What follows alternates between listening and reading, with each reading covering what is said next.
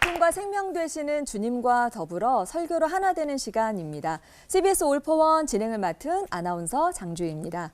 자, 오늘 올포원 주제는 교회 특집으로 준비를 했는데요. 요즘 교회 가는 게 좀 시들하다. 교회 생활하는 게 재미가 없다.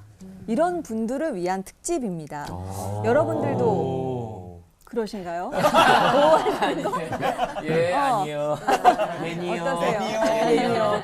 어떠세요? 어떤 감정을 느끼시는지. 사실 뭐 그 믿음 생활 처음 할 때 초신자 때는 다 재밌잖아요. 교회에서 하는 모든 프로그램들이 재밌고 만나는 분들도 재밌고 목사님 말씀도 너무 좋고 그런데 신앙생활을 조금씩 하다 보면 매너리즘이라는 단어가 확 다가올 때가 있어요. 그럴 때가 좀 있잖아요. 맞아요. 네. 익숙해지는 게 또 무섭잖아요. 맞아요. 그래서 성경 공부, 뭐 구역 모임도 이제는 좀 알 만큼 알았다 싶어서 또 관성화되기도 하고 또 직분 받으면 기쁘긴 한데 봉사가 좀 늘어나니까 이제 마음의 부담감 네, 이런 게 늘어나니까 네. 네, 그런 것 같아요. 그렇죠. 이 마리아와 마르다 올폰에서 또 저희가 많이 배우지 않습니까? 그렇죠. 진짜 많이 배우지 않습니까? 네. 근데 말씀 듣는 게 기쁘고 좋아야 되는데 어느새 이 바쁜 일로 섬기게 되다 보니까 이 주일날 교회 가는 게 힘들고 번거롭고 심지어는 좀 빠지게 될 때도 아하. 네. 아이고. 있는 분들이 있다 그러더라고요. 본인은 아니시고 네. 절대 아니시고 아니 그러다 보면 좀 죄책감이 들게 마련이더라고요. 그쵸. 그래서 보는 눈이 두렵고 사실은 하나님보다는 그 사람들의 그 보는 그 질책 그게 좀 더 좀 무섭더라고요. 네. 아니 즐거운 교회 생활 어떻게 해야만 이 되찾을 수 있을까? 네. 오늘 함께 하시면 되찾으실 수 있는 방법을 아실 수 있을 겁니다. 특별한 시간을 마련했는데요. 이 즐거운 교회 생활을 위해서 열심히 달려가고 계신 한 교회 새 교역자분들을 한 자리에 모셨어요. 올포원 가족이시죠. 김병삼 목사님 나와 계시고요. 그 곁에 계신 분들은 만나교회에서 청년부와 교육부에서 사역하고 계신 김종윤 목사님, 박혜신 목사님. 세 분이 나란히 앉아 계시니까 굉장히 보기가 좋습니다. 귀한 걸음 해주신 분들께 큰 박수를 좀 환영합니다. 먼저 두 분이 긴장하실 테니 김병삼 목사님께서 설교의 문을 활짝 열어주시겠습니다.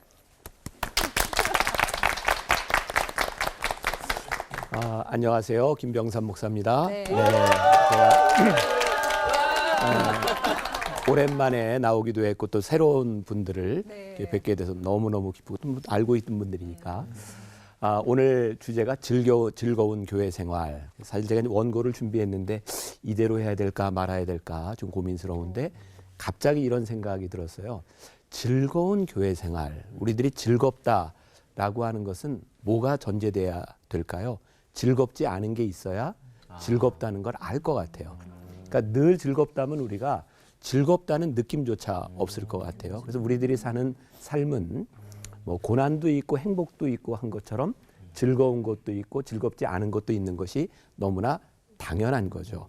그래서 저는 교회에서 우리들이 즐거운 신앙생활을 한다라고 할 때 이 즐거움은 단순히 우리들이 좋아하는 이런 것만을 이야기하는 것이 아니라 즐겁지 않은 것이 함께 있을 때 즐거움을 알 수 있는 것이 아닐까. 그런 거 궤변 아닌 궤변 같은 생각이 좀 들기도 해요.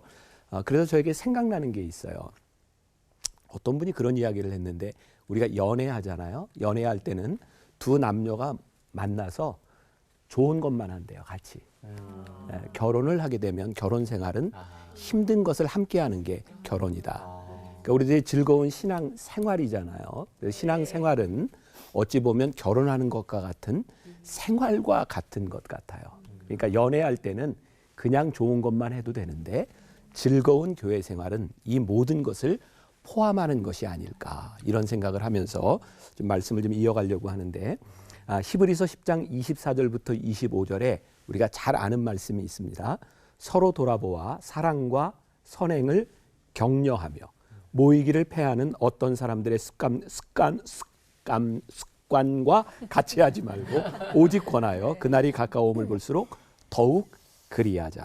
우리가 잘 아는 말씀이거든요. 여기에 보니까 공동체에 대한 이야기를 하면서 이 초대교회에도 공동체에 대한 많은 염려들이 있었던 것 같아요.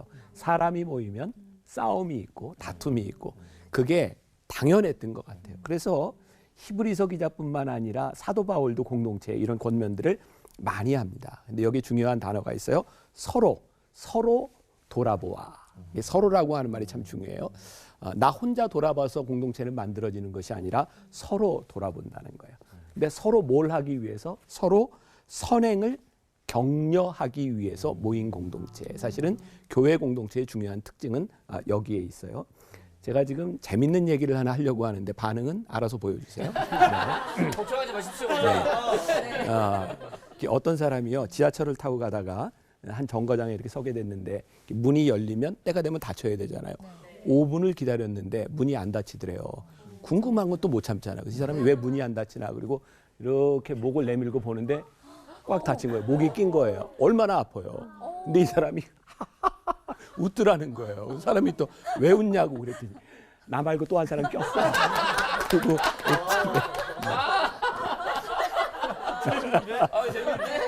재밌네. 좀 기분 나빠요. 자, 참 아픈데요. 그 사람을 웃게 만드는 것이 나와 같은 사람이 하나 더 있다고 하는 게 얼마나 큰 위안이 되었을까. 저는 공동체라고 하는 것은 그런 것 같아요. 우리들에게 늘 기쁜 일, 좋은 일만을 이야기하는 것이 아니라 나와 함께 이 길을 가고 있는 사람이 있다는 것만으로도 우리들에겐 큰 축복이다. 그러니까 서로 돌아보는 이유. 근데 우리 크리스찬 공동체에서 중요한 것은 뭐냐면 사랑과 선행을 하기 위한 우리 공동체라는 거죠. 우리가 공동체 의식을 가진다는 것은요, 어떤 일이 일어나느냐가 중요한 것이 아니라 공동체만으로 그게 큰 의미를 가지고 있는 거예요. 그래서 오늘 저는 이 방송을 통해서 즐거운 신앙생활을 위해서 여러분들에게 권면하고 싶은 것이 있는데, 교회를 다니는 사람과 교회 공동체에 속한 사람은 달라요. 누구나 교회를 다닐 수 있어요. 누구나 예배를 드릴 수 있어요. 그러나 그 공동체의 일원이 되는 것은 다른 부분입니다. 서로 선행을 격려하는 공동체가 될 때 우리들에게 어떤 일이 일어날까? 이 공동체 의식을 가진다는 것만도 굉장한 일이죠. 저는 우리 교회 공동체의 일원이 된다고 하는 것은요, 우리가 그리스도 안에서 함께 가는 공동체, 그것만으로 우리들에게 참 큰 힘이 되는 거죠. 저는 지금도 잊지 못하는 게 제 삶에 굉장히 중요한 전환점을 주었던 제 선배 목사님이 한 분 계세요. 미국에서 공부할 때 저는 1년쯤 지났을 때 공부를 포기하려고 했었어요. 힘들었어요. 그래서 어느 모임에 가서 그 선배 목사님이 있는 데 가서 목사님 저 이 과정을 좀 옮겨야 될 것 같아요. 너무 힘이 들어요. 근데 그분이 나에게 딱 한마디를 해줬어요. 김 목사님, 한 번 포기하면 또 포기합니다. 해보세요. 제가 그 이야기를 듣고 1년을 더 공부하고 그 과정을 마치고 나서 지금 한 25년 넘게 세월이 흘렀는데 그때 그 한마디가 나에겐 너무너무 소중한 말이었어요. 제가 가끔 교인들에게 이런 말을 던집니다. 여러분, 교회 생활을 하면서 여러분들이 인생을 살아가면서 어느 날 내 삶의 이게 뒤안길을 돌아보았을 때 나에게 생각나는 그 목사님, 나에게 생각나는 그 장로님, 그 권사님, 그분이 있다는 건 우리들에게 너무나 큰 행복입니다. 우리들에게 생각나는 사람이 있는 것도 행복이지만 우리들이 누군가에게 생각나는 그 사람이 된다고 하는 것은 진짜 너무나 복된 일이에요. 저는 이게 즐거움이라고 하는 것이 우리들 그냥 이렇게 웃고 행복하고 이런 것만을 생각하는데 우리의 인생에 잊을 수 없는 함께 가는 믿음의 공동체가 있다는 것만으로도 우리는 참 복된 사람들이라는 생각이 들어요. 즐거운 교회 생활, 즐거운 신앙 생활, 내가 있음으로 행복하고 내가 있음으로 복된 관계가 되는 것이 아닐까. 제가 오늘 사실 준비를 6페이지를 했는데 지금 2페이지를 했거든요. 근데 시간이 다 됐어요. 나머지는 우리 목사님들이 알아서 다 해주리라 생각하고 이 방송을 보는 모든 분들 정말 복된 신앙생활이 되기를 간절히 소원합니다. 기도할까요? 하나님, 오늘 방송을 보고 있는 우리 귀한 믿음의 사람들, 하나님의 사람들, 누군가는 사람 때문에 지치고 힘든 시간을 지나가는 사람도 있습니다. 그런데 오늘 하나님, 그 만남이 너에게 복되다, 그것이 너에게 축복이다 하는 말씀, 우리를 향하는 말씀으로 또 아름다운 공동체를 잘 만들어가게 하여 주옵소서. 예수님의 이름으로 기도합니다. 아멘.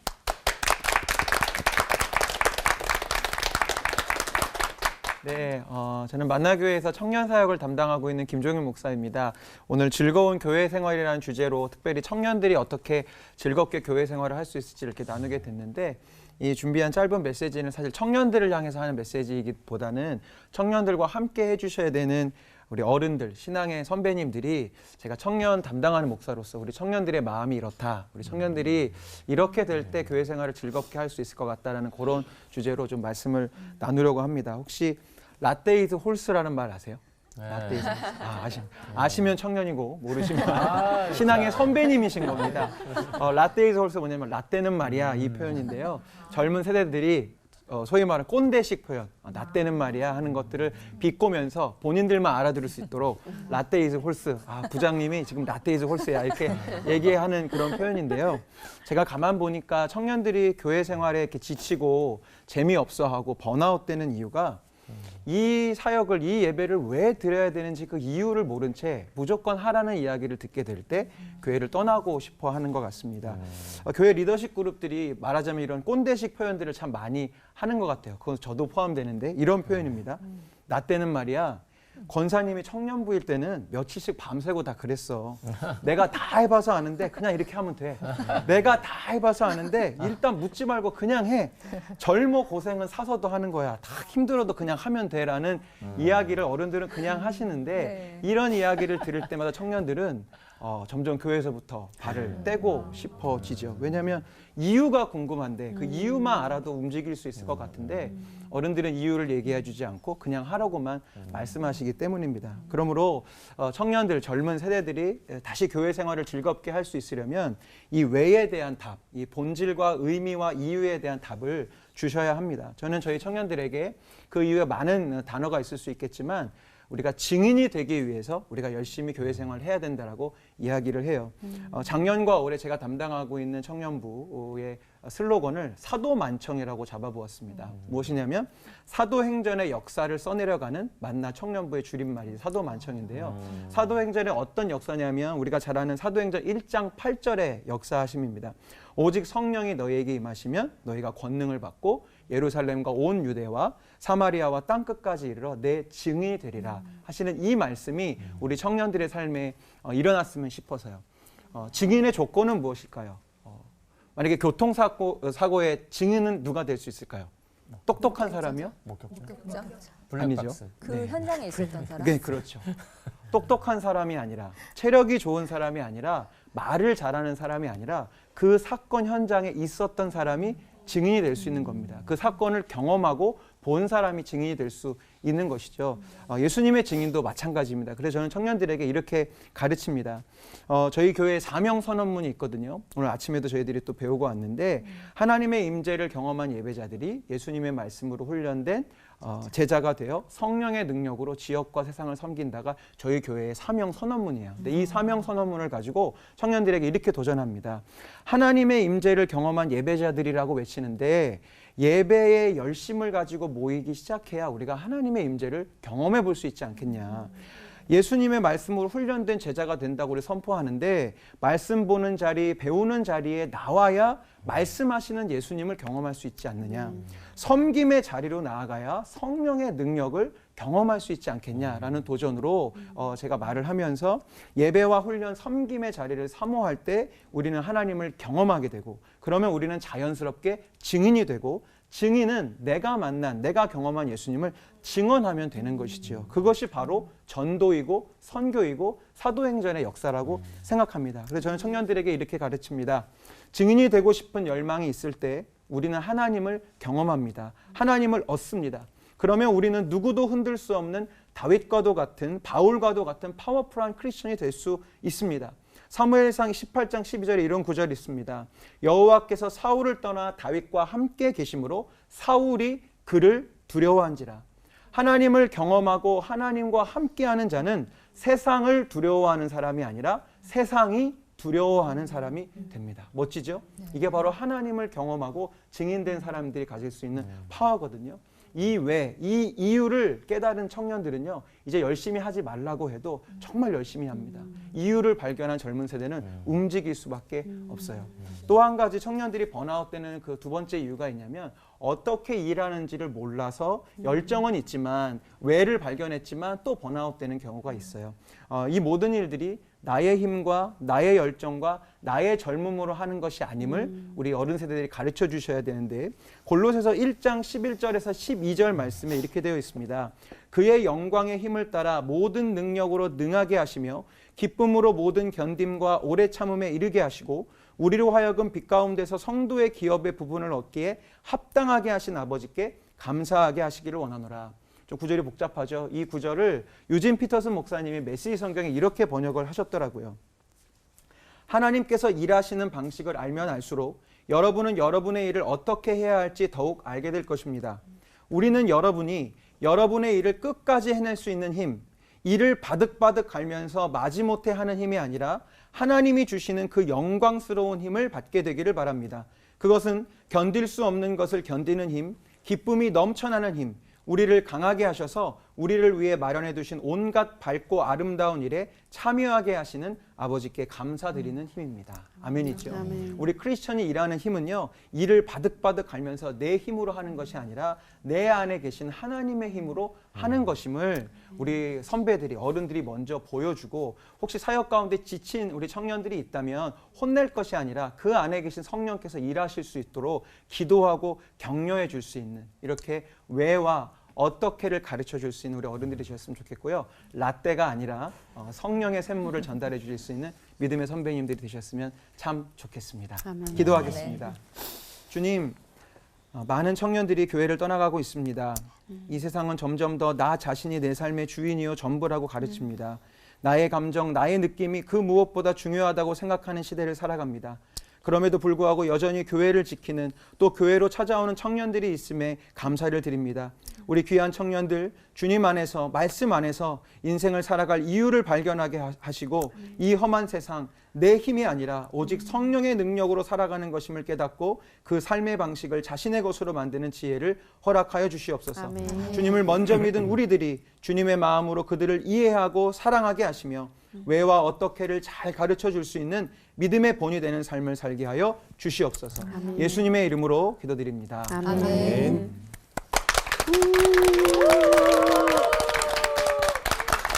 네, 오늘 주제가 즐거운 교회 생활이고 저는 어린이 청소년 담당자로 이들에 대한 이야기를 하려고 합니다. 저희 교회 경우 아이들이 교회 오는 걸 참으로 많이 즐거워합니다. 미취학부 아이들의 경우에는요, 예배실에 들어서자마자 양말을 벗어 던지고 막 이렇게 뛰기 시작해요. 요즘 집에서 맘 놓고 뛰지 못하는 것도 있겠지만 함께 모여서 예배 드리고 또 말씀 듣고 찬양하고 또 이어서 교육 활동하는 시간 내내 동안 우리 아이들의 얼굴에는 웃음이 떠나지가 않습니다. 초등학교와 청소년들을 보게 되면은 그들은 주일 예배 시간이 진정한 안식이라고 이야기를 합니다. 많게는 학원을 8군데를 다니기도 하고요. 어떤 친구는 주일날 아침까지도 레슨을 받고 오는 그런 친구도 있습니다. 그래서인지 예배 시간만큼은 누구에게도 간섭받지 않고 오롯이 자기 자신만을 위한 시간으로 누리고 있다는 것을 저희가 발견하게 됩니다. 이런 이유로 제가 예배실을 돌아다니다 보면요, 아이들의 말씀에 집중하는 것을 보게 돼요. 이 아이들은 그 말씀에 반응을 하는데요. 성령님에 대한 설교를 듣고 어떤 유치부 아이가 집에 와서 엄마한테 이야기하기를, 엄마 나는 성령님이 내 안에 안 왔으면 좋겠어. 엄마가 궁금하잖아요. 왜? 나는 부담스러워. 이렇게 이야기를 하는 거예요. 네. 또 어떤 초등학생 친구는 자기가 다니는 교회가 너무 좋아서 학교에 가서 이제 친구들에게 하나님에 대해서 이야기를 하죠. 그럼 이제 친구들이 그 이야기를 듣고, 야, 너 하나님이 눈에 보이지 않는데 어떻게 믿어? 그럼 이제 질문에 대한 공격을 받으니까 교회에 와서 전사님에게 상담을 요청하기도 합니다. 저는 이렇게 말씀에 반응하는 우리 아이들을 보고 있으면 참 예뻐요. 그리고 이 아이들도 자기들이 사랑받고 있는 걸 느낍니다. 근데 어느 단체가 이렇게 사랑을 줄까요? 그래서 이 아이들이 조금 까불어도 그리고 또 흥이 나도 또 하고 싶은 대로 해도 다 받아주는 것이 교회라고 생각을 합니다.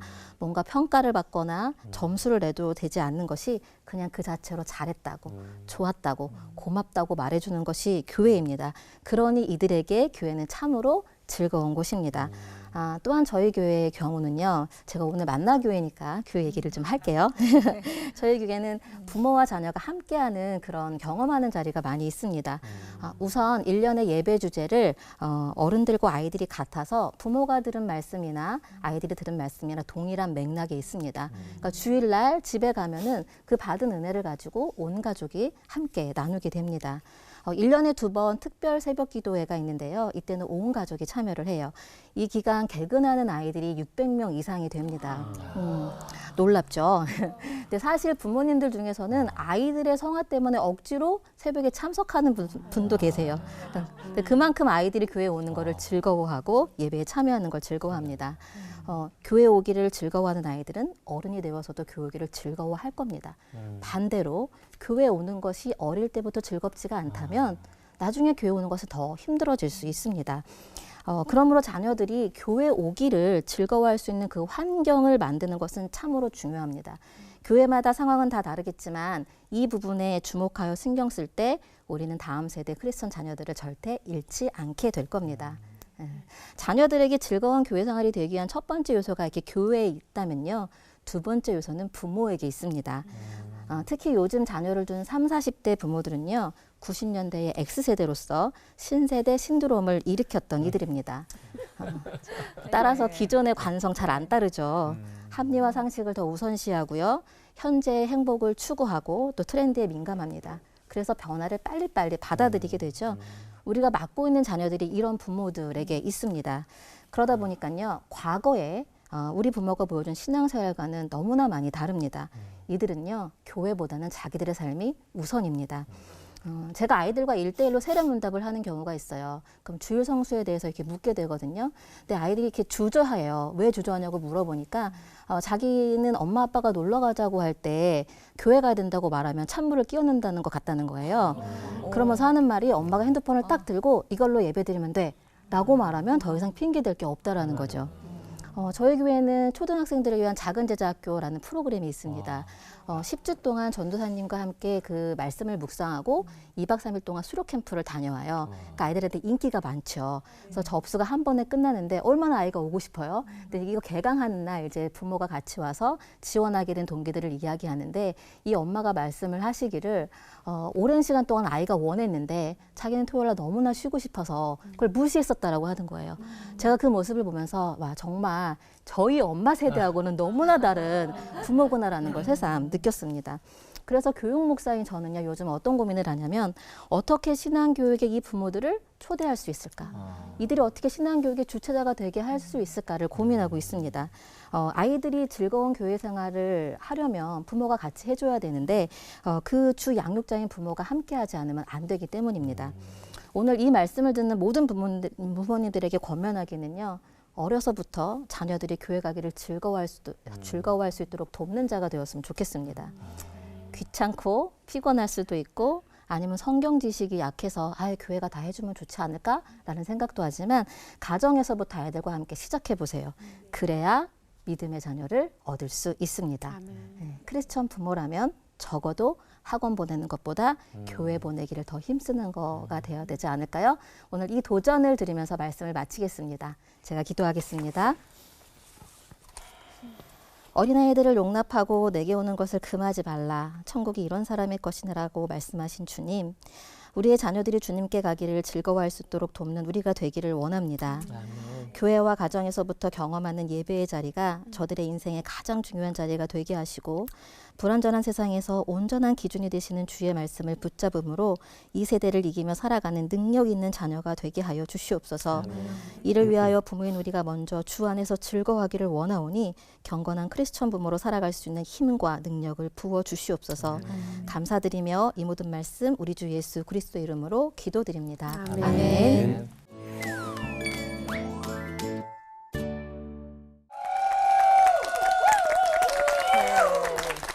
CBS 올퍼원의 오늘 특별한 특집입니다. 한 교회에서 사역하시는 세 분의 교육자분들이 나란히 설교를 하시는데 사실 김 목사님이야 워낙 자주 뵀었고 그렇지만 이 두 분이 담임 목사님이 보시는 데서 CBS 올퍼원 방송에 나와서 설교를 잘 하시겠지 하면서도 약간 걱정했었거든요. 근데 담임 목사님 내가 떨었어요. 처음에 긴장하셨는데 표정이 확 풀리셨어요. 기분 좋으셨죠? 너무 좋아요. 네. 두 목사님, 그 담임 목사님이 소개 좀 해주시면 어떨까요? 우리 이제 김종윤 목사님은 뭐 이제 젊어 보이죠? 젊어요. 네. 젊고. 난 제일 감사한 것 중에 하나, 우리 교회에서 어린 시절을 지나고 또 거기에서 신학을 하고 전도사 과정을 지나고 목사가 되고 이렇게 하는 게 난 너무너무 감사한데, 성장 그중에 과정을 다 보셨네요. 우리 정말 어렸을 때부터 내가 또 이제 청년부 사역할 때 청년부, 근데 지금은 이제 청년부를 이제 담당하고 있는 목사님이 돼서 우리 교회는 이렇게, 그래서 그 교회 안에 목사님들 커플이 한 10커플 정도 돼요. 만나뵐 커플들이 많은데 그중에 여기도 청년하고 결혼한 커플. 결혼하셨어요? 네. 아이가 몇? 3명 있어요. 선배님이네. 네. 그래서 우리 김종윤 목사님은 우리 교회 이제 청년 공동체가 상당히 큰데 전체를 이제 책임지고 있는 목사님이고, 또 우리 박혜신 목사님은 우리 교회 부목사님들 중에 나하고 제일 오래 사역을 같이 했어요. 제가 이제 만나교회 담임이 된 지 이제 16년, 이제 17년 차 들어가는데, 박혜신 목사님은 제가 부목으로 있을 때부터 20년 동안 지금 이제 전도사부터 시작해서 지금은 우리 교회 전체 교육부 팀장 목사님으로 담당하고 있는, 그래서 우리나라에 흔치 않은 교육 전문가. 그래서 오늘 설교를 통해서도 여러분들이 들었겠지만 벌써 이렇게 딱 전문적인 지식을 가지고 참 잘하고 있어요. 그래서 여러분들 부러워할 만한 그런 많은 프로그램들, 진짜 이 시대의 아이들이 이렇게 줄어가고 있는 때에 우리 교회 아이들이 이렇게 모여서 즐겁게 신앙생활할 수 있는 공동체를 만든, 감사해요. 네. 박혜신 목사. 네. 두 분 목사님은 어떠셨어요? 설교하신 소감 듣고 싶네요. 일단 너무 떨렸고요. 사실은 이제 담임 목사님 기회 주셔서 이제 저희 교회에서 설교할 자리가 참 많이 있는데, 또 이렇게 설교하는 것과 또 다른 또 긴장감이 있어서 참 떨리긴 했지만 그래도 감사한 자리였던 것 같고요. 무엇보다도 이렇게 또 담임 목사님이 데리고 와 주셔서 이런 경험을 할 수 있어서 목사님께도 감사하고 그랬습니다. 예. 저는 이제 이거 같이 나가자고 해서 이제 올퍼원을 그냥 이렇게 스쳐지 보다가 이렇게 주목해서 보게 되잖아요. 근데 영상에서 보는 것보다 훨씬 더 많은 분들에게 정성이 들어간 것이 보여서 감사한 마음이 우선 들었고요. 두 번째는 이걸 준비하면서 교회에서는 이렇게 청중이 정해져 있는데 이건 불특정 다수를 누구를 향해서 해야 되니까 메시지 준비하는 게 이게 보통 일이 아니구나. 그래서 이곳에서 설교하시는 올퍼원 목사님들의 새삼 더 존경스러운 마음이 들었습니다. 네. 또 직접 와보시면 또 새로운 또 느낌이 드시기도 할 겁니다.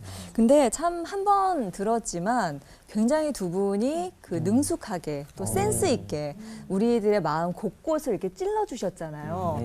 이 세 분께 우리가 좀 즐거운 교회 생활에 대해서 좀 구체적인 질문들을 한번 준비해 볼까요? 네, 제가 준비를 해봤습니다. 네. 그래서 준비했습니다. 즐거운 교회 생활의 주인공이 되기 위한 질문 타임! 그래서 질문들을 준비했는데 제가 먼저 한번 질문을 드려보도록 하겠습니다. 먼저 우리 김병상 목사님께 질문을 드리겠습니다. 이 공동체 유익에 대해서 말씀을 해주셨는데요. 이 사회가 다변화해서일까요? 아니면 개인주의가 심해져서일까요? 서로를 돌보고 허물을 덮고 이 세상에선 볼 수 없는 거꾸로 살기를 하기엔 교회의 규모가 너무 커지고 자아가 센 사람들도 점점 많아지더라고요. 근데 정말 규모가 늘어나면서 교회 공동체라는 의식이 좀 더 희박해지는 게 아닌가 그런 좀 걱정이 되긴 해요. 네. 질문 다 됐어요? 네. 하다 말았어요? 질문이 좀 보충을 한다면요. 그래서 혼자 예배를 드리러 가고 또 소모임도 봉사도 약간 좀 멀리하게 되는데요.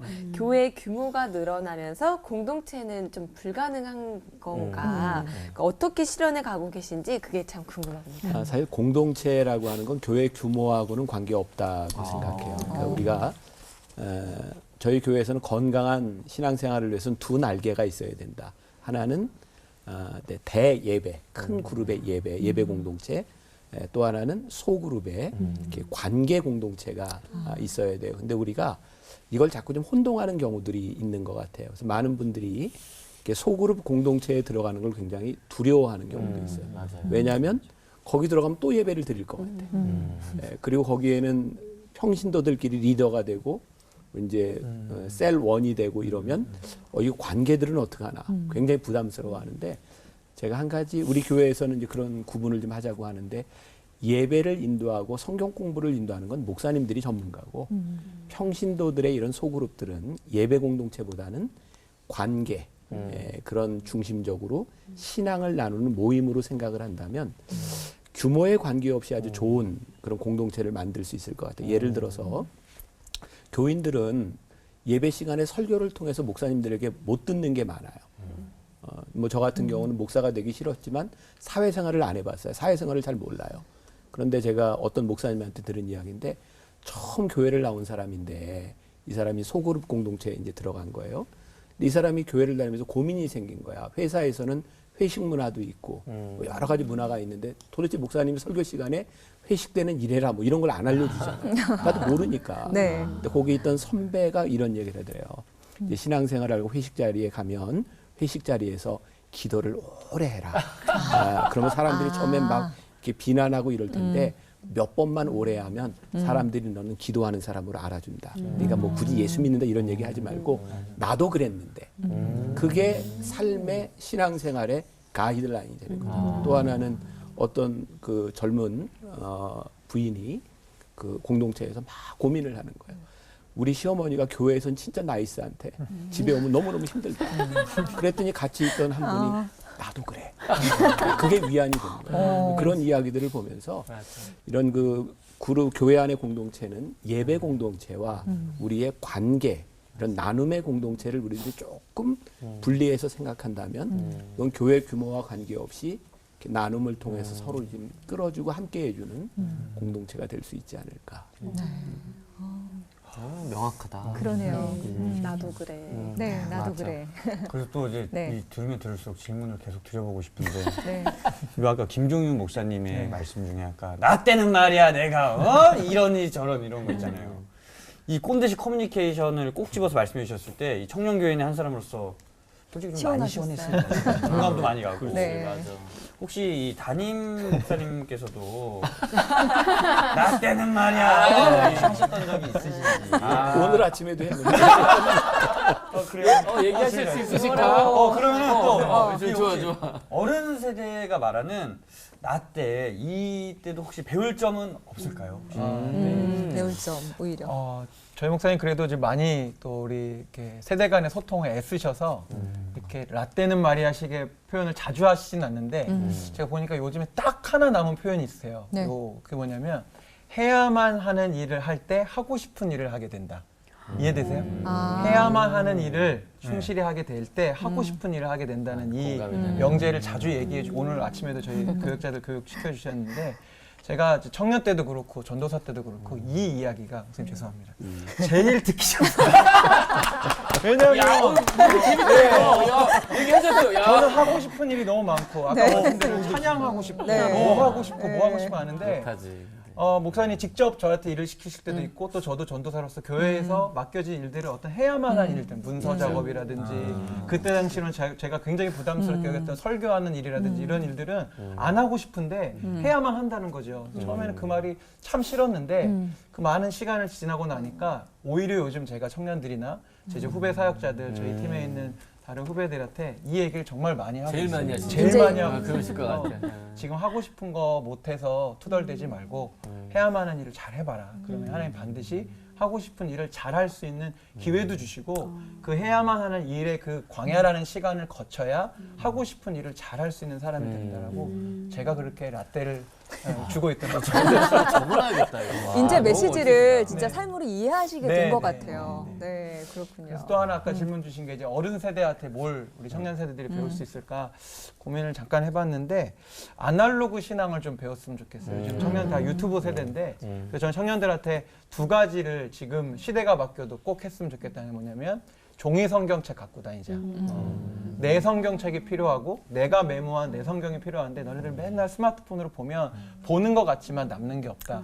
무겁고 힘들어도 내 성경책에다 메모하고 내 성경책으로 성경 공부했으면 좋겠다라고 얘기하고 또 하나는 시대가 바뀌어도 주중에 모이는 일에 힘써봤으면 좋겠다. 그래서 저희 청년부에는 주중 수요일 날 기도 모임도 있고요. 새벽에 모이는 모임들도 있고요.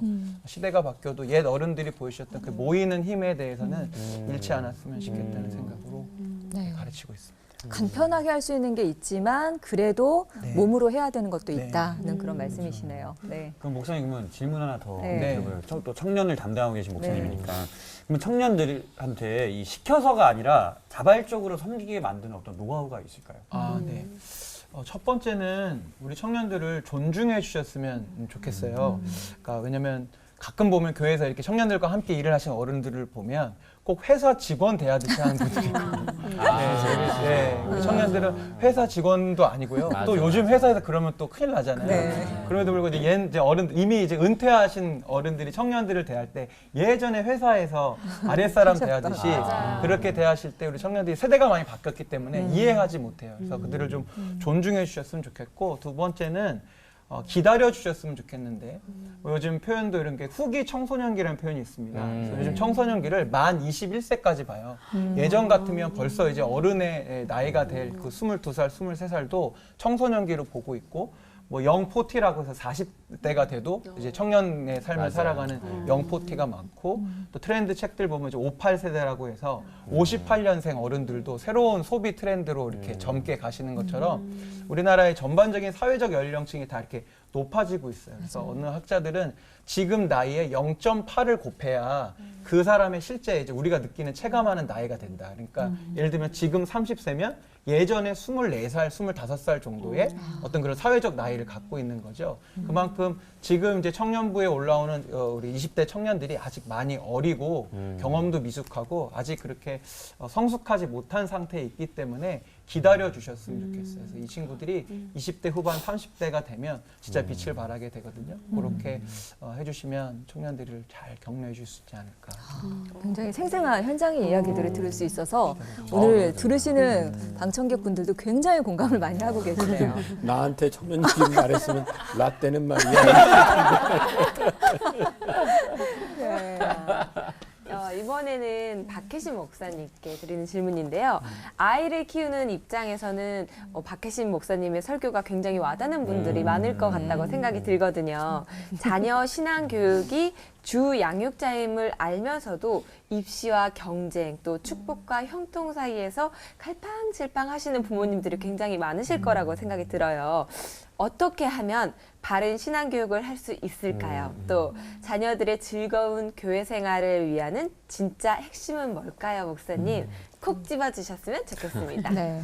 콕 집어줄 수 있을까 모르겠지만 저는 부모가 즐겁게 교회 생활하는 거를 보여주는 게 핵심이라고 생각해요.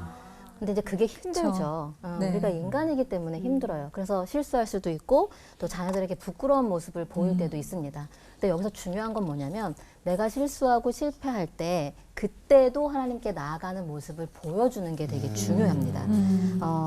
왜냐하면 자녀가 지켜보고 있거든요. 그러니까 저도 그랬어요. 그러니까 부모가 마냥 좋지는 않잖아요.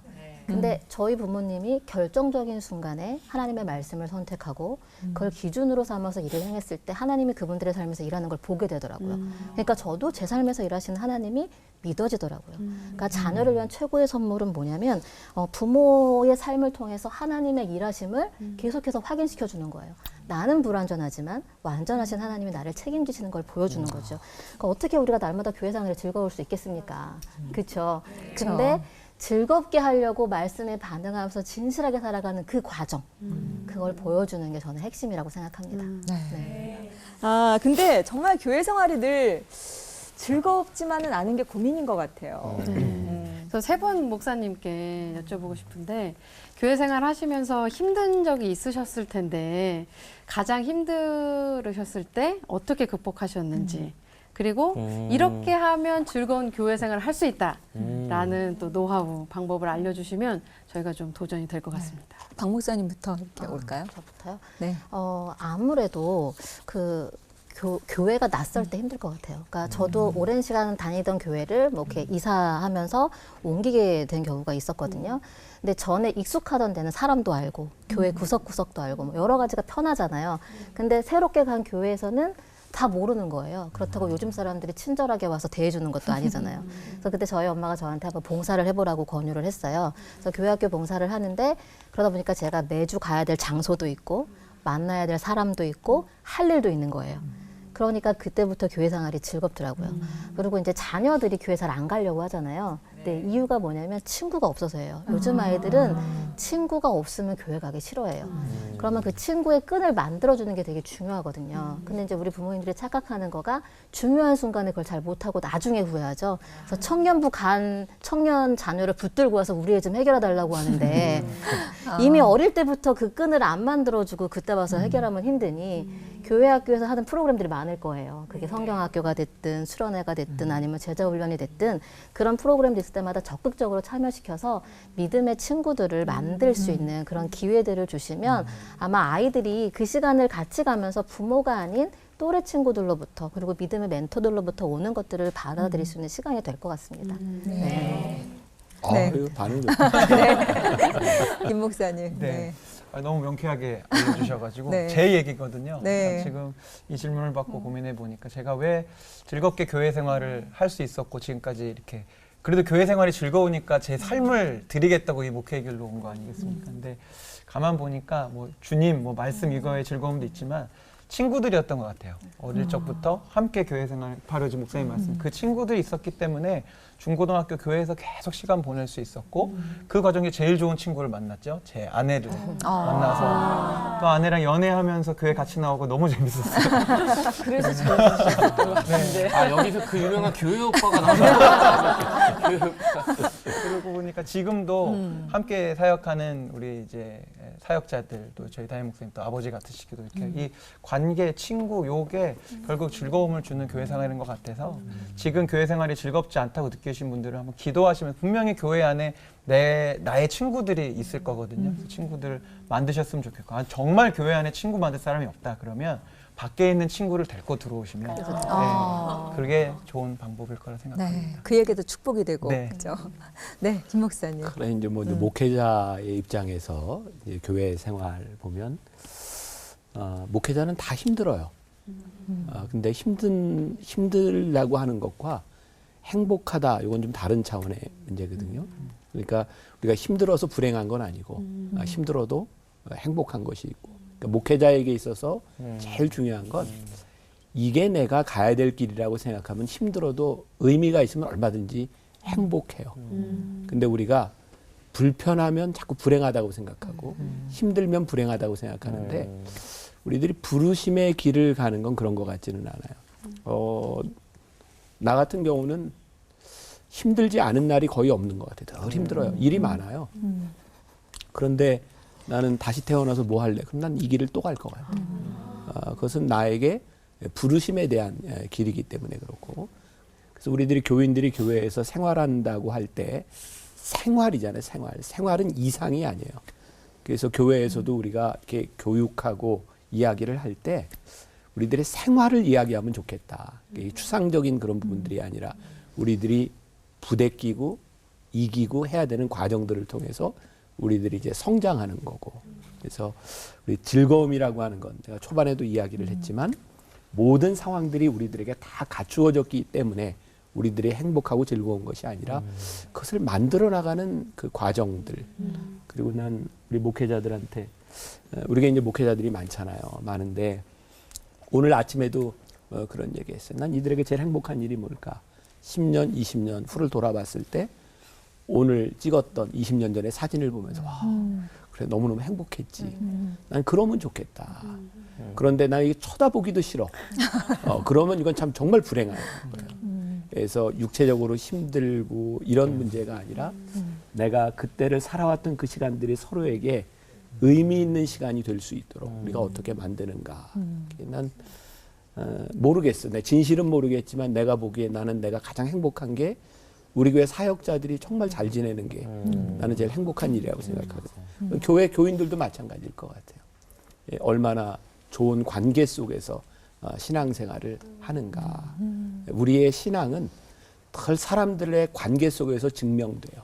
내가 진짜 신앙인인지 아닌지, 내가 트러블 메이커인지, 내가 피스 메이커인지. 그 신앙이 관계들을 통해서 늘 증명되는 거거든요. 그래서 그런 것들을 만들어 나가는 게 사실은 신앙생활이고 기쁨이 아닐까. 네.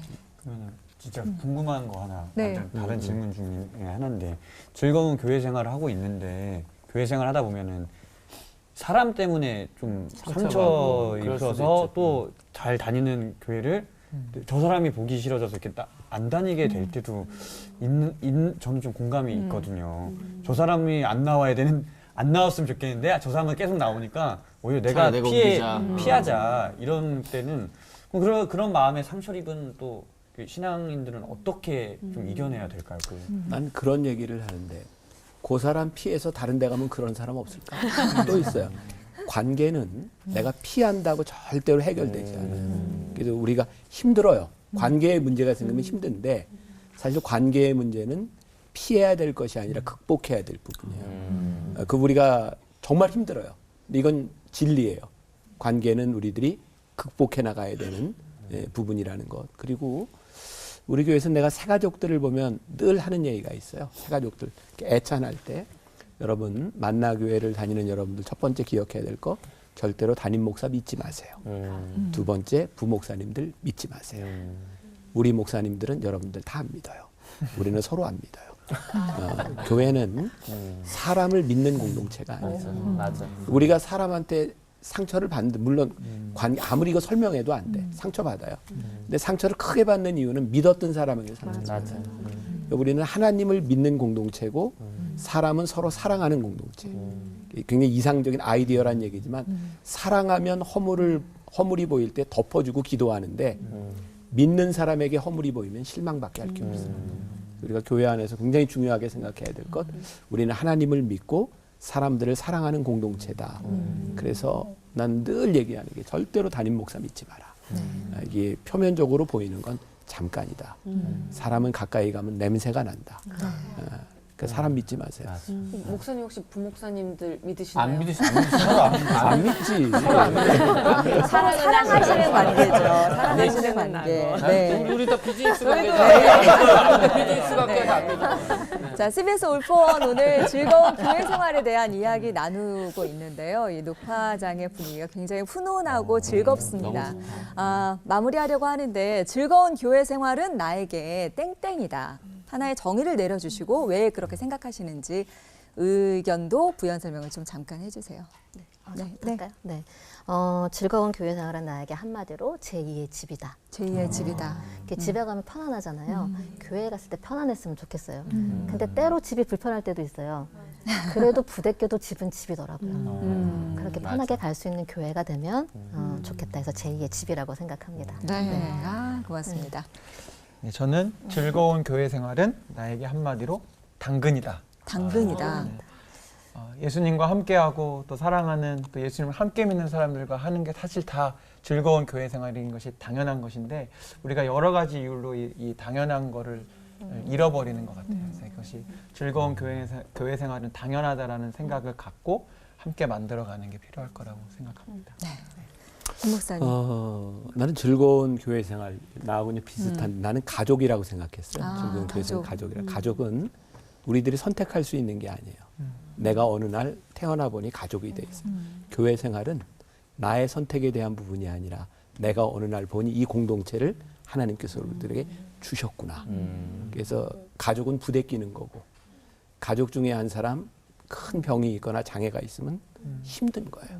근데 그것을 함께 안고 가는 거.